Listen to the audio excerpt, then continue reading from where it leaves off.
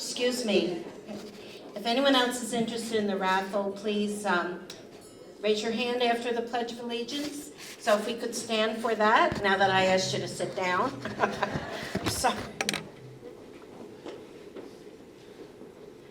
I pledge allegiance to the flag of the United States of America and to the republic for which it stands, one nation, under God, indivisible, with liberty and justice for all. Thank you. I'm not sure how that all got started here, but it's a wonderful tradition that we do at the beginning of our programs. Again, if anyone is interested in the raffle tickets, can you raise your hand? Anyone else who hasn't gotten them yet? Okay, Deb. Deb in the far corner there.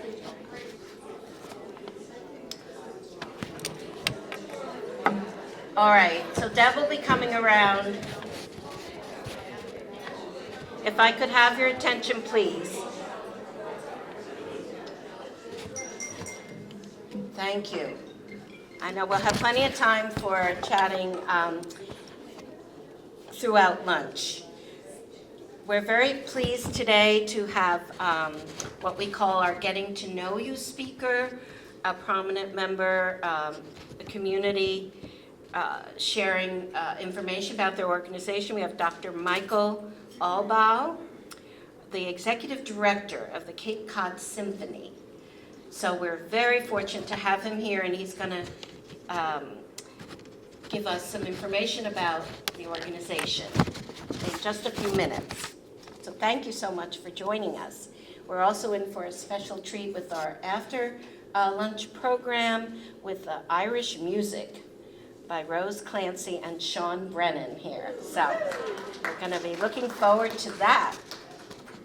Also want to welcome some new members here today. They're wearing a pink dot, so if you see anybody, please take a minute and give an extra hello to Mary Beth Bell.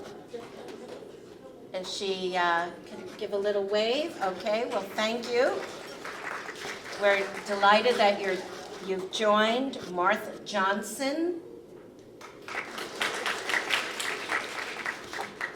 Susan Tilden, and Karen Walden. So thank you. We look forward to you getting involved. There's many different ways to get more involved in the organization. So please feel free to ask me about that afterwards. We also have some guests joining us today. Kristen Brown, Patricia Sensi, I'm sorry. Monica Cornelia, I've been chatting with. Sandy Godfrey, Karen Jolcott, and Judith Kenton. Now, I will say many of our guests end up joining as members, so we hope you will follow in that tradition as well. We're delighted to have you. And just a quick word of thanks to the many volunteers. Everything that happens in this organization is done by volunteers. So we're thrilled that we have so many people on our board and other people willing to help put all of this together. Our greeters today, when you first came in, Terry Cordo, Diane Tierney, and Mary Liz McCahill. Our raffle ticket sellers, Deb Longchamps, who's the organizer on an ongoing basis, Norma Jean, oh my God, Norma Jean. Waring, my mind, I got a brain freeze. And she was a last minute sub, so we really appreciate her being able to jump in last minute, and Elizabeth Jorgensen as well. I'm sorry, Norma Jean, I got a brain freeze here. Centerpieces, the beautiful tulip plants, organized and procured by Kathy Olson this month. They're lovely. And our luncheon organizer, we affectionately call the lunch lady, Cindy Collins. And I'm also going to just briefly bring up Carolyn Holmes to talk very quickly about some of the upcoming programs, and then we're going to have the speaker today.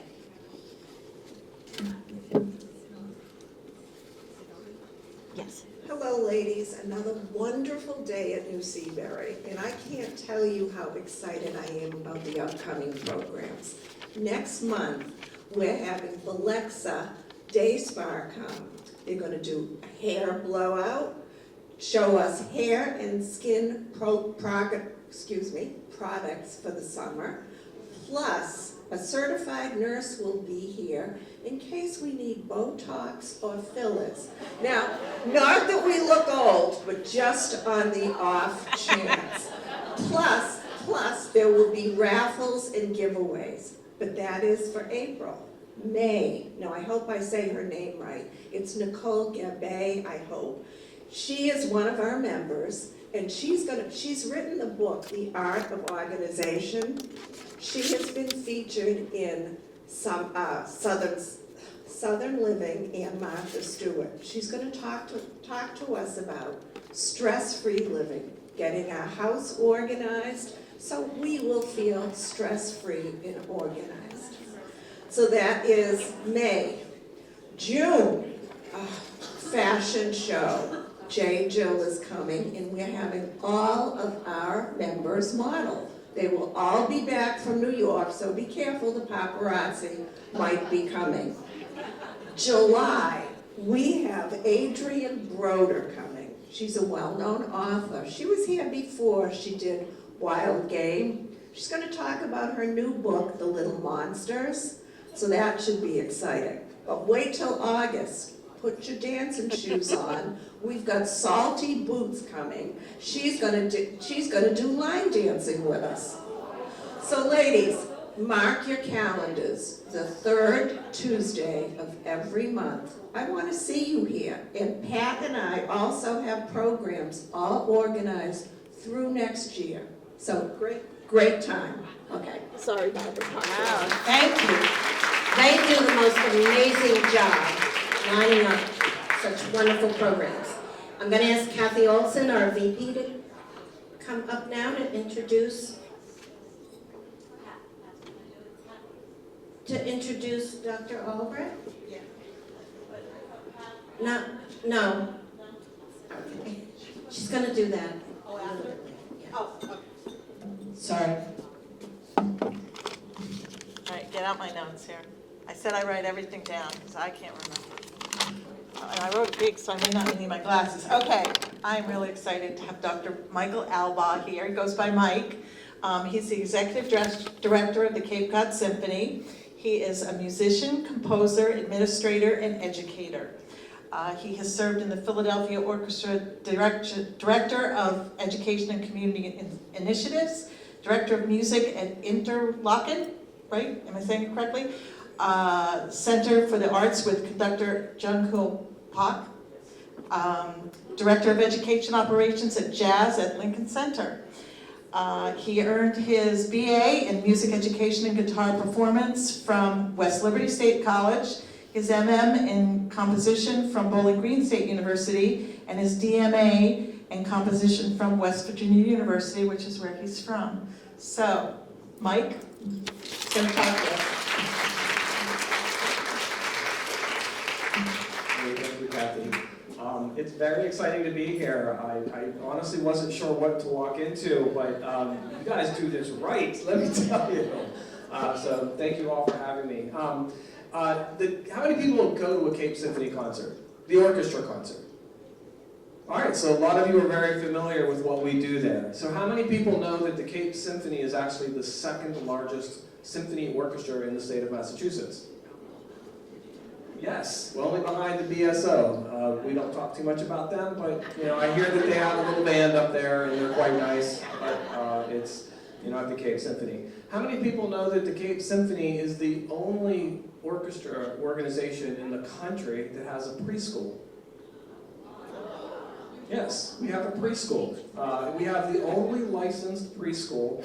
We're actually studying to do kindergarten in the coming years, and we actually are a training center so students at the community college can come over and learn about how that level of education works. How many people know we have a dance company? Yeah, Cape Symphony Dance Company. So this is the thing that I'm trying to lead to, is when people ask what the organization is. We started as a humble community orchestra, people getting together and wanting to make music, and it took off. And in time, it became the Cape Cod Symphony Orchestra. Around 2010, we merged with the Cape Cod Conservatory of Music and Arts, and that went on 2010, we started a new umbrella organization called Cape Arts and Entertainment. That's not a very fun title, so we simply just go by Cape Symphony. But we brand the programs down through Cape Symphony programming, so we have the Cape Symphony Dance Company. We actually have a multifunctional dance company with students coming from all ranges, all the way up to, so if you want to do line dancing, ballroom dancing, Tai Chi, we actually offer all of those classes to our community. The youth orchestra, which is a pride and is a part of our education program, provides orchestra education for students all throughout the Cape, including the islands in Nantucket. The education programming, we have two schools, one in Falmouth and then one in Barnstable. We do education out of both of those. And then the, what was the last one I'm thinking? The preschool, which is also another part of the program, runs strictly out of Barnstable, but ages from 2 to 5. The preschool is unique that the kids actually all have Suzuki violin. So we have about 48 kids in the program now, so you can see 48 little violins lined up every day. You know, it's a part of it. And that's, you know, some of the things that I think we're trying to push as an organization. You know, the Cape Symphony Orchestra is just half of what we do institutionally. And one thing that we're trying to change, you know, coming out of the pandemic, we've decided it was a challenge to reflect, react, what are we as an organization? And we have to define something, and I challenged the board upon my arrival to say, why do we do what we do? We have to be able to say why. And for that, we have to remember that our community is the one that supports us. And we have to start realizing that not only do they come to us, but we have to go to them. And we have to reach out and be a part of the community. And we do that by not only providing great concerts and education programs, but by being a part of the community. Now, I'm not a Cape Cod resident by nature. I arrived here, this is actually on Sunday was my 5-year anniversary. And if you do the math, that means I got here on March 16th, 2000. I took the job in January, but I had a thing that I was working with in Philadelphia, the Philadelphia Eagles in the orchestra, and I didn't want to pass that up, and it was in March, so I said I could start after March 10th, and so we typed the date for the 16th. Who knew what was going to happen? My wife and I bought a house, we were here anyway, and so, you know, during that trying time, it really gave us in the organization a nice opportunity to kind of look within and become what we want to go out. And by doing so, we decided to realizing that the Cape is unique in the fact that it's 15 communities, all strung together. And for those of you that belong to different communities, and it's nice that you have a central place to connect, but for those of you know, if you're in Falmouth, you're not leaving Falmouth, especially in the summer. So how do you get to Falmouth and what a program is Falmouth? You know, so what we're trying to do is through a new initiative we started about 3 years ago. It's called Cape Symphony Presents. And this is a program where we actually work with the local communities, we work with the chambers, we have members of our staff that are playing in all the rotaries, working with all the little individual groups and businesses to actually work relationships. Now we have a wonderful guest with Rose Clancy. Rose Clancy was part of Cape Symphony Presents on Friday, where she did a performance at Devil's Purse Brewing in Dennis. And that's a perfect illustration of what we're trying to do organizationally, is we're trying to work with our communities, bringing artists, community, and through the orchestra umbrella together to start listening, being a part of, and collaborating with. Everybody sort of wins when we work together. And that's the mindset and the approach that the organization is trying to take. So, you know, being the second largest orchestra, knowing that we can actually be an organization that can be a part of our community, that's the primary reason of why. And that's what we're trying to accomplish. Now, I know a lot of you, and I know I have a limited amount of time, but there is one big question I know I'm going to get asked a lot is, where are we with the music director search? Question curious? Yeah, okay.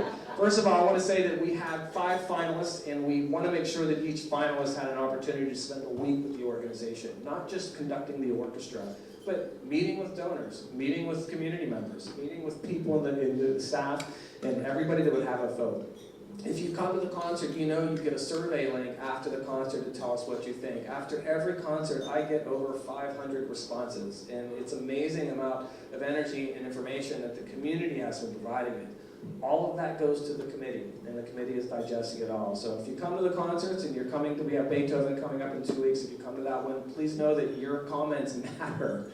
All of that information is being tabulated, and we do hope that in July we will be making a decision and hopefully an announcement for next season to help lead the organization. So just know that we're working diligently, but it is a process, and but we're very excited about that commitment. So I don't think there's a chance for Q&A, but I do want to thank Kathy and the club for welcoming me here and to talk about the organization. I do have some materials if you want to see about the season, some of the education programming. Please stop by the table and say hello, and I'm happy to talk more about the organization. Thank you.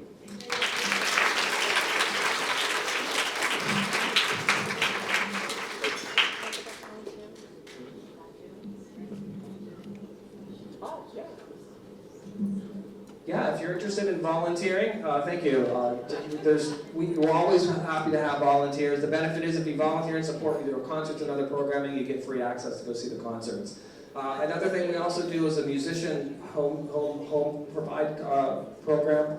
This is kind of, if you have time, 80% of the orchestra musicians actually live off Cape. And that's because we're a per-service orchestra, so they perform with a bunch of different groups. So if you are willing to open your home to a musician for 3 or 4 days when they're staying here for a concert, please come over and get a card. It's a great way to build a relationship. We have some families that sustain these relationships for years. And I know that some musicians come down, they're always staying at their certain friend's house, and they've gotten to build a relationship. We do provide free ticketing access, so if you're hosting a musician, we'll provide free tickets as part of that thank you. But it's also a great way to build a relationship with some very talented individuals who provide a great service to our community. So if you're interested in that, please stop by at the table here, and I'm happy to give you a card and give you more information. So thank you. Okay, one more quick thing, and then we'll have lunch, and actually go ahead and serve lunch if you want. Our June fundraiser, we have baskets.